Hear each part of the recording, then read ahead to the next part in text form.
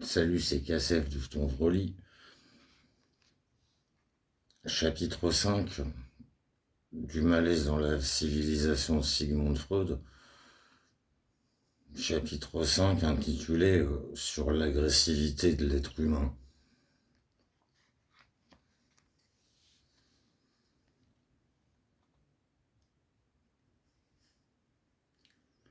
Le travail, le travail psychanalytique nous a appris que ce sont justement ces frustrations sexuelles qui ne sont pas supportées par ce qu'on nomme les névrosés.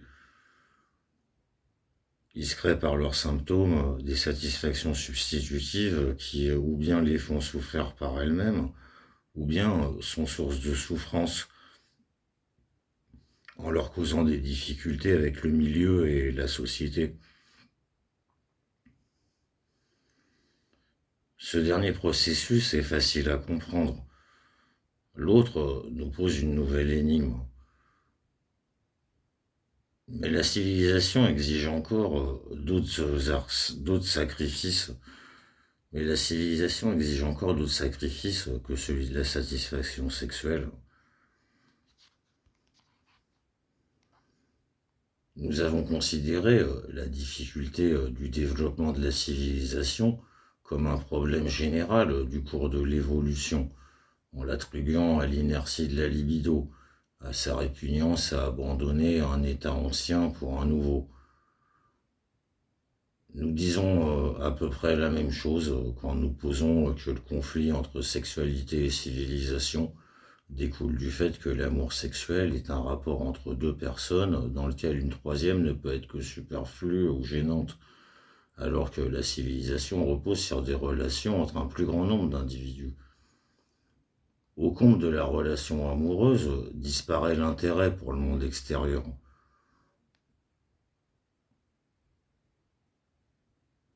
Le couple se suffit à lui-même et n'a pas non plus besoin d'enfants pour être heureux. Il n'est pas d'autre cas où l'éros dévoile aussi clairement le fond de sa nature, le dessein que plusieurs individus ne fassent qu'un. Mais quand il a atteint ce but devenu proverbial, par l'amour de deux êtres, il refuse de le dépasser.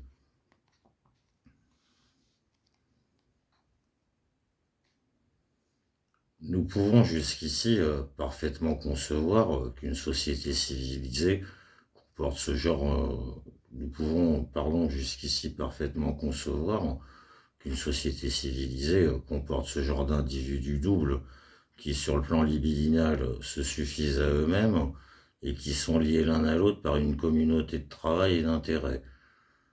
Dans ce cas, la civilisation n'a pas besoin de soustraire de l'énergie à la sexualité. Mais cet état enviable n'existe pas et n'a jamais été. La vérité nous montre que la civilisation ne se contente pas des liens qui lui étaient jusqu'alors accordés, que de plus, elle veut associer libidinalement les membres de la communauté, qu'elle emploie tous les moyens pour y arriver, favorise toutes les voies pour créer entre eux des identifications fortes, et qu'elle fait appel, dans une vaste mesure, à la libido détournée de son but pour renforcer les liens collectifs par des relations d'amitié. Pour accomplir tout cela, elle ne peut que restreindre la vie sexuelle. Mais la nécessité qui pousse la civilisation sur cette voie et motive son antagonisme envers la sexualité nous échappe. Il doit s'agir d'un facteur perturbateur.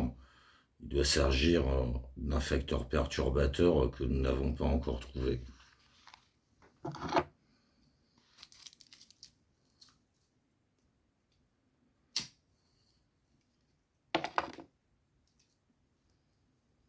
Une des exigences idéales de la société civilisée peut ici nous guider.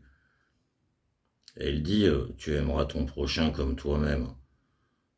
Elle est universellement connue, certes plus ancienne que le christianisme, qui la présente avec fierté comme sa règle d'or, mais sûrement pas très vieille. Elle était encore étrangère aux hommes dans les temps reculés.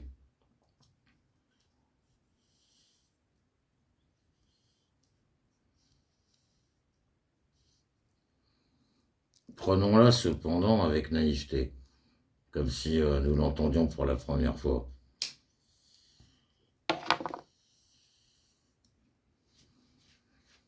Mais alors, nous ne pouvons pas nous empêcher d'être étonnés et déroutés.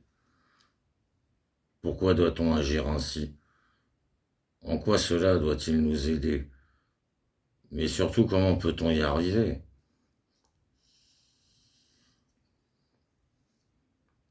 Mon amour est une chose qui m'est précieuse, que je ne dois pas gaspiller sans raison. Il m'impose des devoirs que je dois être prêt à remplir par des sacrifices. Lorsque j'aime un être, il doit le mériter d'une manière ou d'une autre. Je fais abstraction du profit qu'il peut m'apporter et de sa valeur potentielle d'objet sexuel.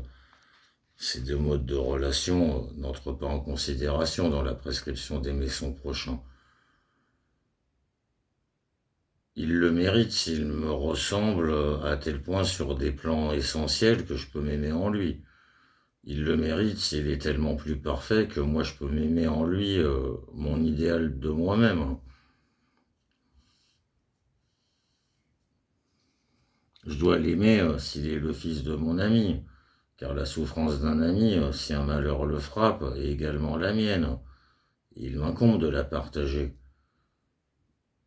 Mais il m'est étranger et ne peut m'attirer s'il, pardon, mais s'il m'est étranger, mais s'il m'est étranger et ne peut m'attirer par aucune valeur personnelle, s'il n'a pas acquis d'importance dans ma vie affective, j'aurais bien du mal à l'aimer. Je commettrais même une injustice, car tous les miens considèrent mon amour comme un privilège. Ce serait injuste envers eux de les mettre sur le même plan qu'un étranger. Mais si je dois vouer à mon prochain cet amour universel simplement parce qu'il est une créature terrestre comme l'insecte, la couleuvre ou le ver de terre, je crains qu'il ne lui revienne qu'une part d'amour très faible, sûrement pas autant que la raison m'autorise à garder pour moi-même. À quoi bon une directive aussi solennelle si l'on ne peut pas raisonnablement conseiller de la suivre?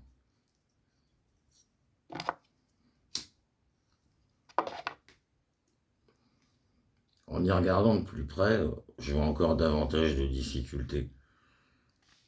Cet étranger n'est pas seulement indigne d'amour en général, mais je dois aussi franchement avouer qu'il peut plutôt prétendre à mon hostilité, voire à ma haine.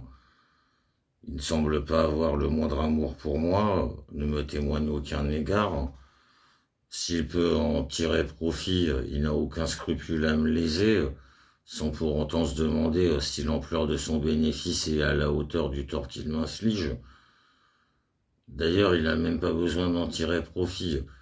S'il peut satisfaire ainsi n'importe quelle envie, peu importe qu'il me raille, m'offense, me dénigre, montre son pouvoir sur moi.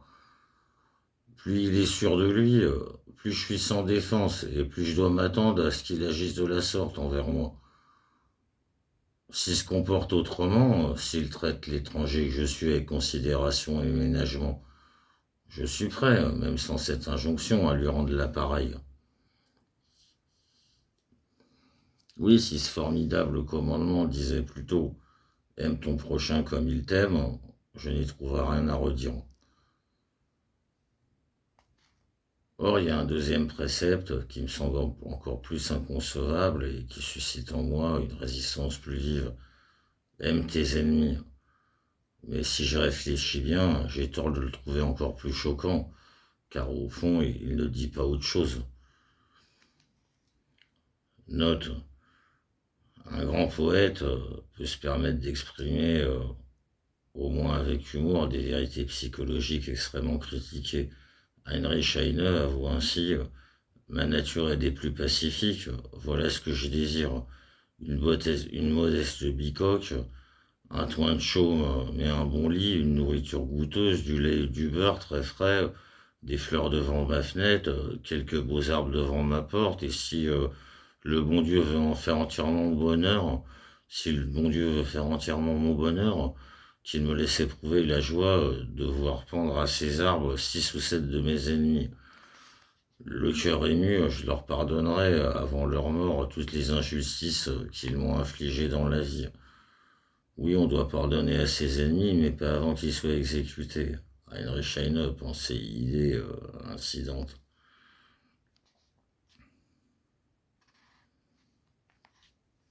Là, je crois entendre une noble voix me lancer. C'est justement parce que ton prochain est indigne d'amour et plutôt ton ennemi que tu dois l'aimer comme toi-même. Et du coup, je comprends que l'on touche au credo qui est absurdum, au credo qui est absurdium. Or, il est très probable que ce prochain, si on le somme de m'aimer comme lui-même, répondra exactement comme moi et refusera pour les mêmes raisons. J'espère qu'objectivement, ces arguments ne seront pas aussi fondés, mais il sera du même avis. Il y a pourtant des différences dans le comportement des hommes, que l'éthique tient pour bonne ou méchante, en négligeant le fait qu'elle soit conditionnée. Tant que ces distinctions ne seront pas annulées, l'obéissance aux grandes exigences morales nuira aux intentions de la civilisation, en valorisant directement la méchanceté. Là, on ne peut s'empêcher d'évoquer un fait curieux qui s'est produit en France à la Chambre des députés lors d'un débat sur la peine de mort. Un orateur, se faisant l'ardent défenseur de son abolition, avait récolté un tonnerre d'applaudissements jusqu'à ce qu'une voix dans la salle l'interpelle par ces mots. Que messieurs les assassins commencent. La part de vérité volontiers niée, cachée derrière tout ça, et que l'homme n'est pas une douce créature qui a besoin d'amour et peut tout au plus se défendre quand on l'attaque, mais qui doit également compter une part considérable d'agressivité parmi ses tendances pulsionnelles. Par conséquent, son prochain est pour lui non seulement un aide éventuel et un objet sexuel, mais aussi une tentative de satisfaire son agressivité à ses dépens, d'exploiter sa force de travail sans dédommagement, de l'utiliser sexuellement sans son consentement, de le dépouiller de ses biens, de l'humilier, de lui infliger des souffrances, de le torturer et de le tuer. Homo homini lupus, l'homme est un loup pour l'homme, qui au regard de toutes les expériences de la vie et de l'histoire aurait le front de contester un tel adage. Cette agressivité cruelle attend généralement une provocation ou se met au service d'un autre but qui pourrait être aussi atteint par des moyens plus doux.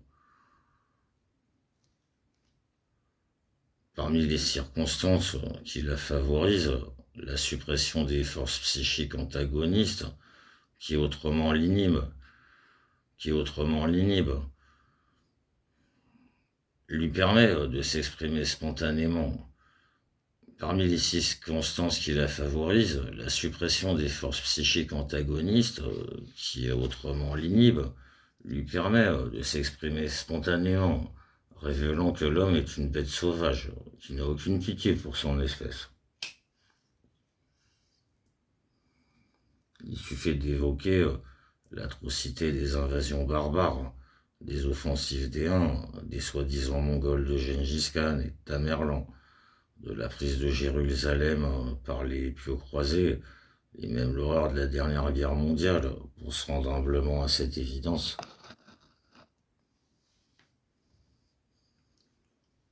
L'existence de cette agressivité que nous pouvons percevoir en nous-mêmes est supposée à juste titre chez les autres. Et le facteur qui perturbe nos relations avec notre prochain et force la civilisation à contre-attaquer. Du fait de cette hostilité primaire des hommes, la société civilisée est sans cesse menacée de ruine. L'intérêt du travail en commun ne peut pas assurer sa cohésion. Les ardeurs des pulsions sont plus fortes que les intérêts raisonnables. Elle doit donc faire tout son possible pour créer des obstacles à l'agressivité humaine et réprimer son expression par des formations réactionnelles psychiques. Voilà pourquoi elle emploie des méthodes qui doivent porter les hommes à des identifications et des relations amoureuses détournées de leur but. Voilà pourquoi elle emploie des méthodes qui doivent porter les hommes à des identifications et des relations amoureuses détournées de leur but.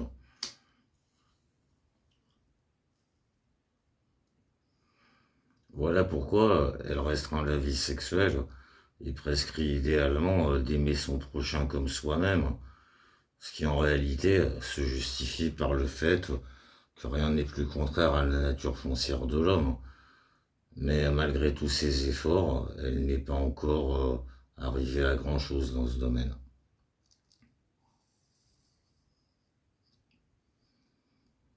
Elle espère empêcher les plus graves excès de la force brutale en se donnant le droit d'user de violence contre les criminels. Mais la loi n'a pas de pouvoir sur les expressions plus prudentes et plus fines de l'agressivité humaine. Chacun de nous finit un jour par comprendre que chacun de nous finit un jour par comprendre que les espoirs qu'il avait placés dans ses semblables dans sa jeunesse n'étaient que des illusions. Et il mesure alors combien la malveillance des autres rend la vie plus pénible et plus complexe. Or, il serait injuste de reprocher à la civilisation de vouloir exclure le conflit et la compétition des actions humaines. Ceux-ci sont certainement indispensables, mais l'antagonisme n'est pas forcément de l'hostilité, laquelle en prend simplement les dehors pour mieux agir en toute impunité.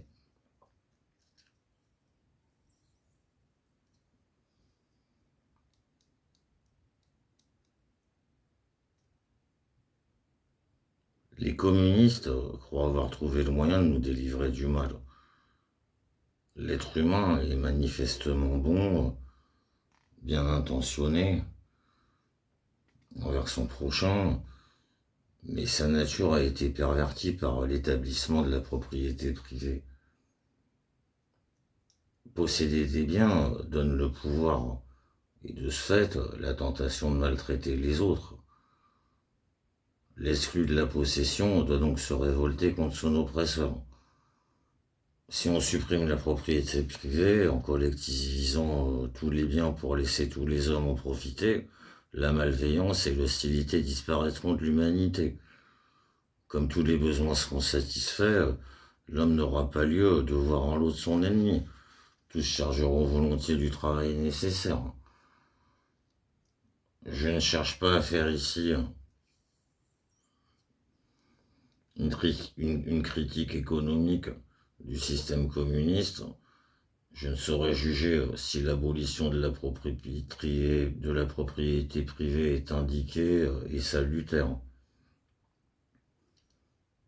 Celui qui dans sa jeunesse a connu la détresse de la pauvreté, l'indifférence et la mort des possédants, devrait échapper au soupçon de n'avoir ni compréhension ni bienveillance pour les tentatives de lutte contre l'inégalité des biens et ce qui en découle. Mais si cette lutte veut s'autoriser de l'exigence abstraite qui réclame l'égalité entre les hommes, on peut facilement objecter que la nature, en dotant ceux-ci très inégalement sur le plan physique et psychique, a créé les seules injustices totalement irrémédiables.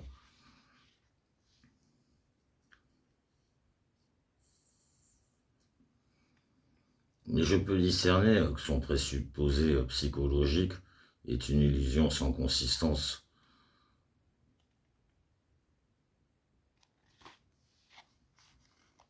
En abolissant la propriété privée, on ôte à l'agressivité humaine un de ses instruments, certes solide, mais sûrement pas le plus puissant. On n'a en cela rien changé aux différences de pouvoir et d'influence dont l'agressivité mésuse pour arriver à ses fins, ni à la nature même de l'agressivité. Celle-ci n'a pas été créée par la propriété. Elle régnait presque sans limite au temps préhistorique où la propriété était encore embryonnaire.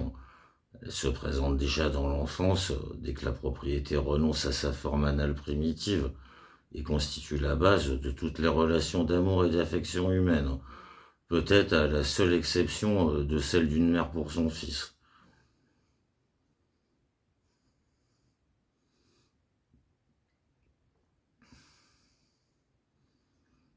Si on fait disparaître le droit individuel sur les biens matériels, il restera encore le privilège formé par des rapports sexuels qui entraînera inévitablement une jalousie des plus violentes et un summum d'hostilité entre les hommes, devenus égaux par ailleurs. Si de plus on supprime cela en libérant pleinement la vie sexuelle, on détruit aussi la famille, le foyer de la civilisation.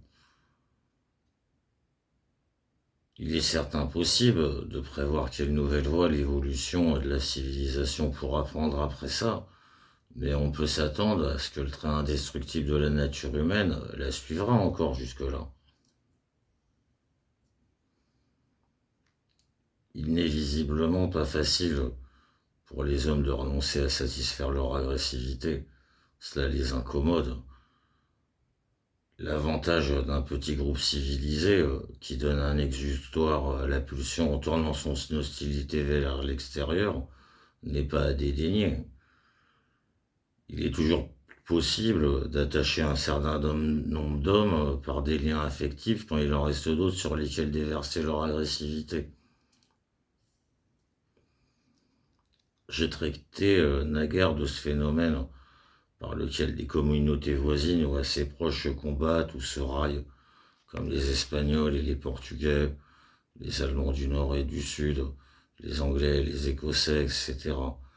Je l'ai appelé le narcissisme des petites différences, ce qui n'est pas très explicite. Il s'agit en fait d'une satisfaction pratique relativement inoffensive de l'agressivité, qui facilite la cohésion des membres de la communauté. Le peuple juif, dispersé dans le monde entier, a rendu ainsi de fameux services aux nations qui l'ont hébergé. Malheureusement, tous les massacres des juifs du Moyen-Âge n'ont pas suffi à rendre cette époque plus paisible et plus sûre pour leurs contemporains chrétiens. L'érection par l'apôtre Paul de l'amour universel des hommes en fondement de sa communauté a inévitablement entraîné l'intolérance extrême du christianisme envers ceux qui n'y avaient pas adhéré. Quant aux Romains, qui n'avaient pas fondé leur communauté nationale sur l'amour, l'intolérance religieuse leur était étrangère, même si chez eux la religion était affaire d'État, et si l'État en était imprégné. Ce n'est pas non plus un hasard incompréhensible que le rêve germanique d'hégémonie mondiale se soit doublé d'antisémitisme, et l'on conçoit que la tentative d'établir une civilisation communiste en Russie trouve son soutien psychologique dans la persécution des bourgeois. On se demande juste avec inquiétude,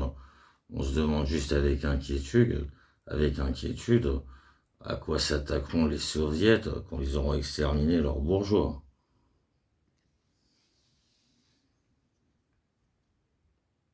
Si la civilisation impose d'aussi grands sacrifices, non seulement à la sexualité, mais à l'agressivité, on comprend mieux qu'il soit difficile à l'homme d'y trouver son bonheur. Le sort de l'homme préhistorique était effectivement meilleur, car ses pulsions ne connaissaient nulle restriction. En revanche, il était très peu assuré de jouir longtemps de ce bonheur.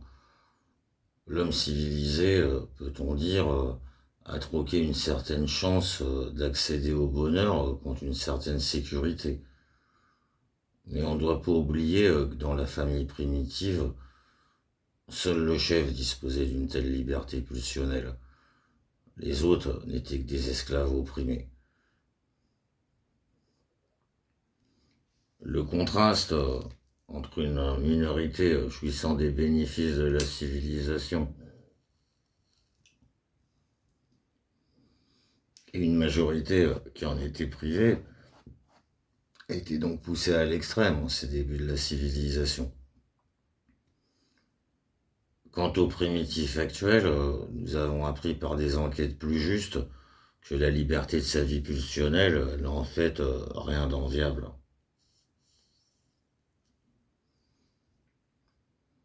Ces pulsions sont soumises à des restrictions, ces pulsions sont soumises à des restrictions d'un autre ordre, mais peut-être plus sévères que celles de l'homme civilisé moderne.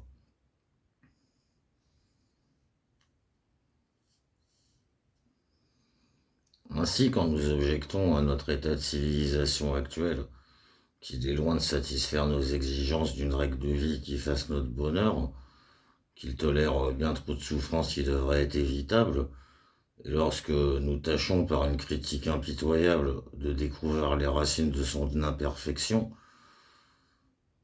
nous usons sûrement de notre bon droit et ne nous montrons pas ennemis de la civilisation. Nous pouvons raisonnablement espérer pouvoir, avec le temps, lui imposer les changements qui répondent mieux à nos besoins et qui échappent à cette critique. Mais peut-être nous familiarisons-nous avec l'idée qu'il existe des difficultés qui tiennent à la nature même de la civilisation et qui ne céderont devant aucune tentative de réforme. Outre les problèmes de la restriction pulsionnelle auxquels nous sommes préparés, il nous faut tenir compte du danger de ce qu'on pourrait appeler la misère psychologique de la masse. Ce danger menace au plus haut point quand le lien de la société est surtout établi par l'identification mutuelle de ses membres, alors que des individualités de chefs ne prennent pas l'importance que la formation de la masse devrait leur conférer. L'état de civilisation actuel de l'Amérique donnerait une bonne occasion d'étudier ces dommages redoutables. Mais j'évite de me laisser tenter par une critique de la civilisation de ce pays. Je ne veux pas donner l'impression de vouloir recourir moi-même aux méthodes américaines,